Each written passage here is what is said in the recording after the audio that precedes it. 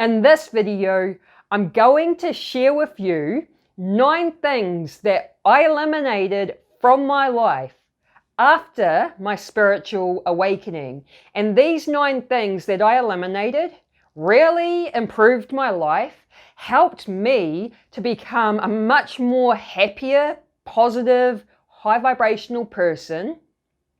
These 9 things were not serving me.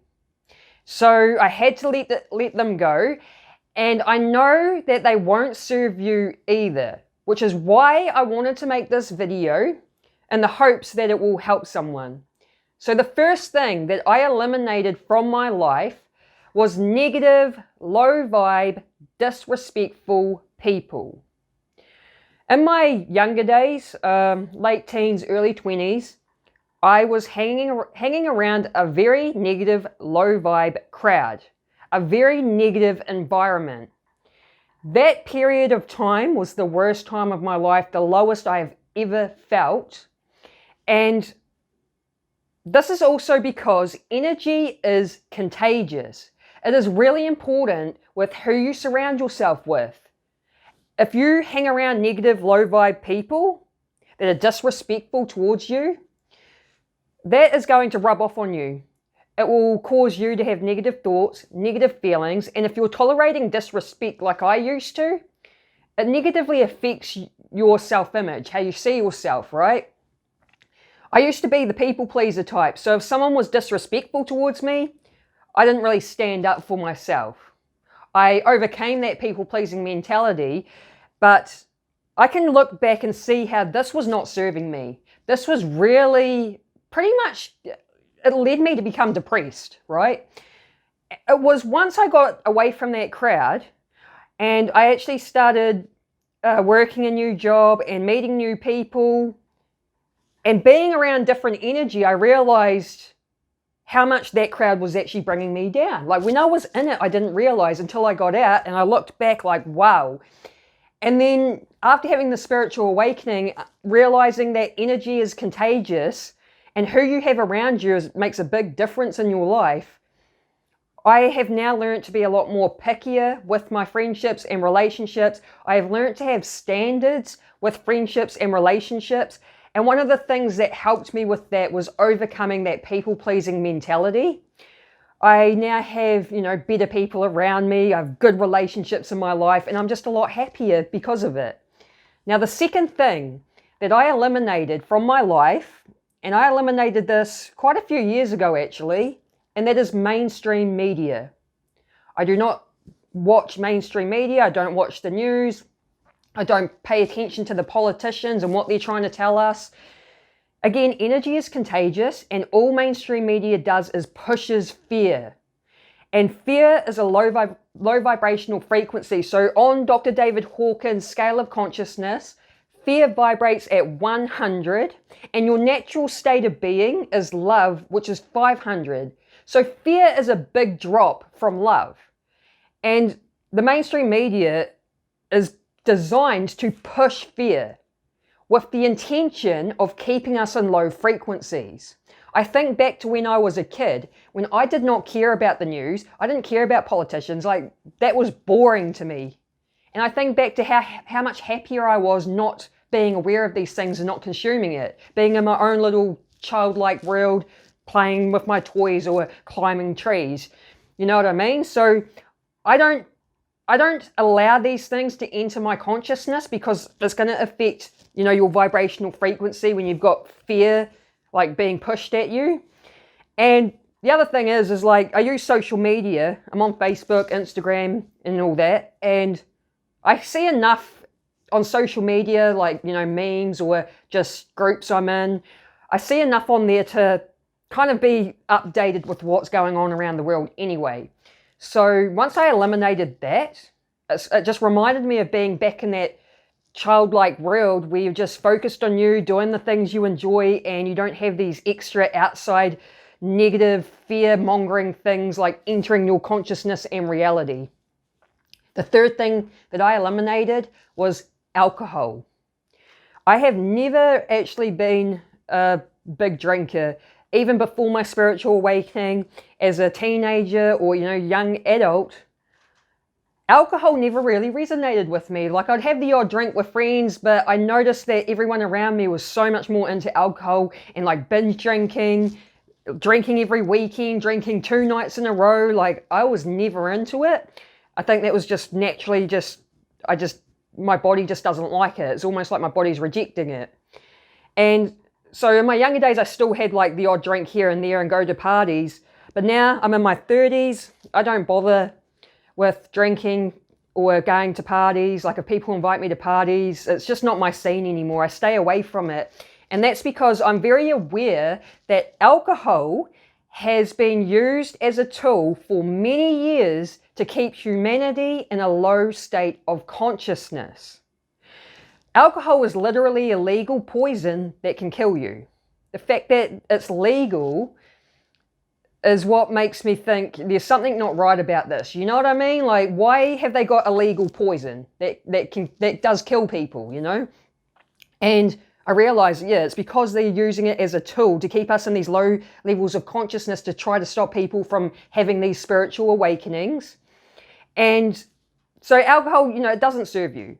And once I eliminated it from my life, I'm just so much happier, but healthier as well. Now, the fourth thing that I eliminated was mindless scrolling. It's really easy when you're on your phone and you're just mindlessly scrolling and getting sucked into it, and time can just fly by. And I learned that basically what happens when you scroll, when you see a video, you get a dopamine hit. And then you go to another video, dopamine hit, another video, dopamine hit. So you're just getting these consistent dopamine hits, which is why people get so addicted to scrolling and why you can get sucked in and waste so much time scrolling. The problem with that is as well is you're getting a lot of unnatural dopamine hits that ends up overstimulating you, which leads you to feeling unhappy. I just realized, like, it doesn't serve me. It's a waste of time. I mean, I still use social media, but I'm a lot more mindful with how much time I'm spending on it. You know, sometimes I might go on there and set a wee alarm for like 10 minutes on my phone because I know that it's very easy to get sucked in and like time can fly by. So it's like, oh, the 10-minute alarm goes off. Oh, time for me to get off social media. So I sort of have like monitor my use a lot more. Now, the fifth thing that I eliminated is caring about the opinions of others. I used to be someone that, you know, would care about the opinions of others, and because of that, I would live my life on other people's terms. I wouldn't live my life on my own terms in fear of judgment or criticism. And one thing I've learned just by I follow like, you know, successful people online and consume their content. One thing I learned is that there are actually a lot of elderly people, you know, 80s or 90s, on their deathbeds full of regret. They lay there thinking, I wish I did this, I wish I did that. And the reason they didn't do the things that they wished they did was because of the opinions of others. And it could even just be the opinions of your parents, your siblings, your friends, like people close to you. And I realized I don't want to be that person. I want to live life on my terms. Like, life is short. I'm here on my own journey. I'm here to do me, not allow other people to control me and what I'm doing. So I let it go. I don't care about the opinions of others. If I did, I wouldn't be showing up on social media, posting videos, because I'd be, scared of judgment. I don't care, because I'm not living my life on other people's terms, and you shouldn't either. You should do what you want to do, what's in your heart, regardless of what other people think. As long as you're not hurting anyone, you know, that's the main thing.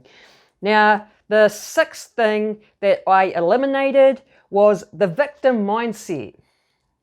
I used to have a victim mindset because I had pretty much dealt with a lot of shit in childhood.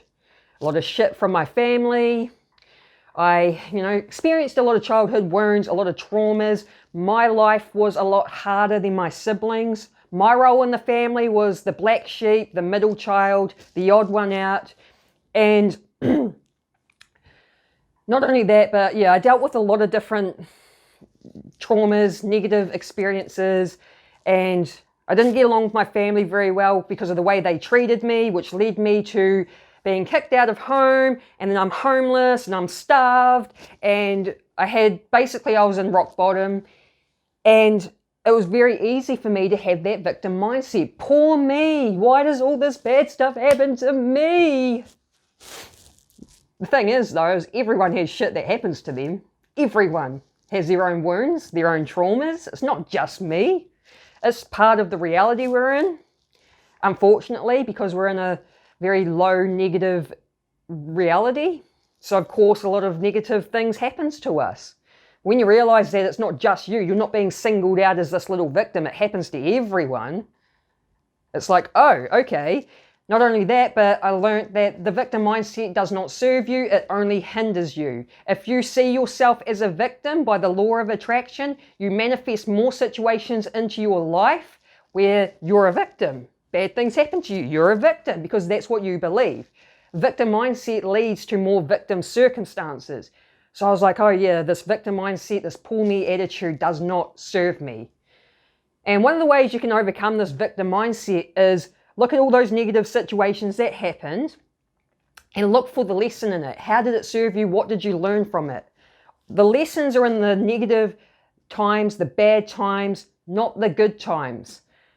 You don't learn anything from the good times. So I started looking at how these things served me and realized, oh, I got this out of it. I'm not a victim. I'm just here on this planet, just on my journey, learning things so I can evolve and grow. And then I started learning to adapt a victor's mindset instead. I'm no victim, I'm a victor. I'm going to overcome these things. That will lead you to create a much better reality for yourself. Now, the seventh thing that I eliminated was competing and comparing to other people. I realized it's ego bullshit.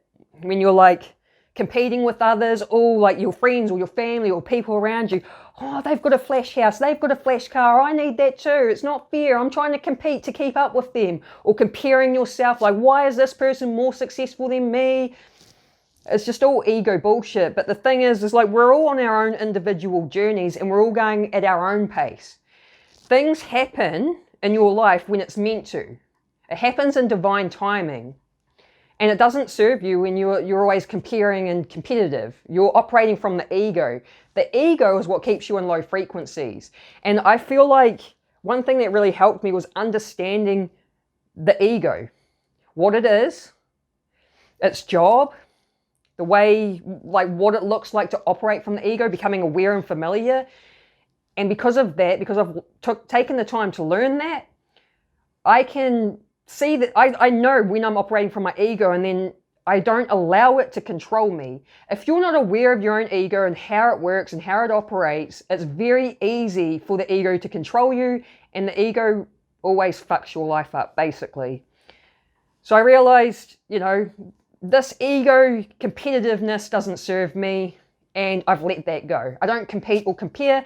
I understand I'm on my own journey, going at my own pace, and other people are on their own journeys. They've been through different things I've been through, so you can't compare anyway. We all have our own personal experiences. The eighth thing that I eliminated was perfectionism. I used to be a very big perfectionist until I learned that that doesn't serve me as well. And perfectionism is just a fancy word for insecure. Yes, I was insecure. Oh, it's not perfect yet. I can't release this thing that I've created because it's not perfect. I've got to get it perfect because deep down I'm actually just insecure. That's all it is. And another thing that I've learnt from my amazing mentors is that it's better, instead of being a perfectionist where you're waiting for something to be perfect before you show it to the world, it's better to take committed, consistent, imperfect action. When you take committed, consistent, imperfect action, that is how you learn, that is how you get better, that is how you improve yourself and improve your skills. By taking committed, consistent, imperfect action. If you like a perfectionist and you're like, oh, I've got to wait for it to be perfect before I release it, that can cause you to what's it called? It's cause you to have that analysis paralysis, where you don't actually make moves. You're not taking the action because, oh, it's not ready yet. So when you take imperfect action, it doesn't have to be perfect. You're learning as you go. That is how you get the results. And the last thing that I eliminated from my life, and this is a big one too, and that is negative self-talk. I was someone that had a lot of negative self-talk because of the way I was treated as a child by my own family, and also the people like peers, people at school or whoever. That negative self-talk, like that negative inner critic, is not you. It's a voice that has been planted there by someone else. That's someone else's voice. We don't naturally have this negative self-talk. And obviously it doesn't serve you, because we are like manifesting and creating our own realities. Your thoughts, your words, your feelings, all of that is contributing to the reality you're creating for yourself. So if you've constantly got this negative self-talk, you're telling yourself like all these negative things about yourself. Of course, it's going to negatively affect your vibrational frequency, but you won't be able to create an amazing life for yourself. You're going to keep yourself limited. So I had to start training myself to have positive self-talk, being, mindful about creating that habit, because we're habitual creatures, right? And habits are created through repetition. So it's like you've got to sort of have that discipline in the beginning to be like, right, I've got to commit to, practicing this positive self-talk. And then over time, through repetition, it'll just become natural to have positive self-talk. So I find opportunities when I'm like having a shower or doing the dishes, where I just be very mindful of telling myself positive things, basically to program and train myself and create this habit. And obviously having positive self-talk leads you to have positive thoughts, positive feelings, positive beliefs about yourself, which all contribute to the reality you're creating. And so that will lead you to be able to create a much more positive reality with better results. So those are the 9 things I eliminated after my spiritual awakening. If you got value out of this video, let me know by smashing that like button. Also, let me know in the comment section things that you eliminated from your life after your spiritual awakening. I would love to know. I hope you have an awesome day, and I will link a video here, a follow-up video that will teach you ways you can raise your vibration as well. I think it's a great follow-up, so feel free to check that out. Have an awesome day. Peace.